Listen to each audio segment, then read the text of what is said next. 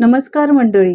ज्वारीच्या पिठाची भाकरी तर तुम्ही नेहमीच बनवत असाल, पण आज आपण ज्वारीच्या पिठाचा खूपच पौष्टिक असा पदार्थ बनवूया. तर हा पौष्टिक पदार्थ बनवण्यासाठी मी इथे 1 वाटी ज्वारीचं पीठ घेतलेलं आहे. हे ज्वारीचं पीठ एका बाउलमध्ये घालून घ्यायचं. अर्धी वाटी रवा घेतलेला आहे. रवा तुम्ही बारीक किंवा जाडा कोणताही घेऊ शकता. यानंतर यामध्ये 1 वाटी मी पाणी घातलेलं आहे आणि सगळं हे मिश्रण मिक्स करून घ्यायचं. गरज लागेल तसं इथे पाण्याचा वापर करायचा. बॅटर थोडंसं घट्ट आहे म्हणून मी अजून थोडंसं पाणी घातलेलं आहे. पुन्हा सगळं मिक्स करून घ्यायचं. तर 1 वाटी मी ज्वारीच्या पिठासाठी 2 वाटी पाणी वापरलेलं आहे. तुम्ही पाहू शकता आपल्याला अशी कन्सिस्टन्सी पाहिजे. झाकण ठेवायचं आणि 10 मिनिटं हे बॅटर छान मुरण्यासाठी ठेवून द्यायचं, कारण आपण यामध्ये रव्याचा वापर केलेला आहे आणि रवा फुलण्यासाठी 10 मिनिटं तरी लागतात. तुम्ही पाहू शकता आता हे बॅटर थोडंसं घट्ट झालेलं आहे. अशा पद्धतीतच आपल्याला बॅटर पाहिजे. आता यामध्ये एक बारीक चिरलेला कांदा घालायचा. तुम्ही यामध्ये भाज्यांचा वापर सुद्धा करू शकता.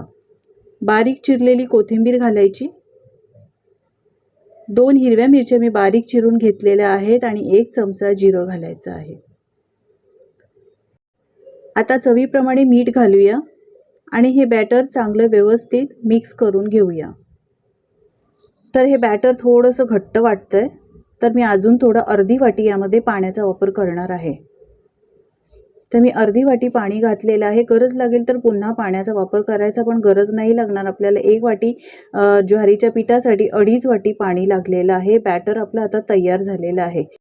गॅसवर पॅन मी गरम केलेला आहे. गरम केल्यानंतर मी गॅस स्लो केलेला आहे.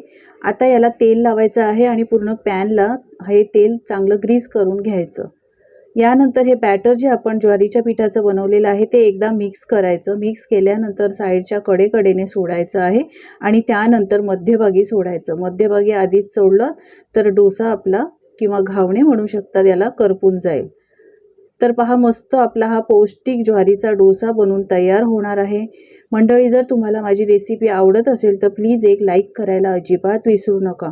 आणि ही रेसिपी तुम्ही कोणत्या शहरातून कोणत्या देशातून बघतायत हे कमेंट्स करून सांगायला अजिबात विसरू नका.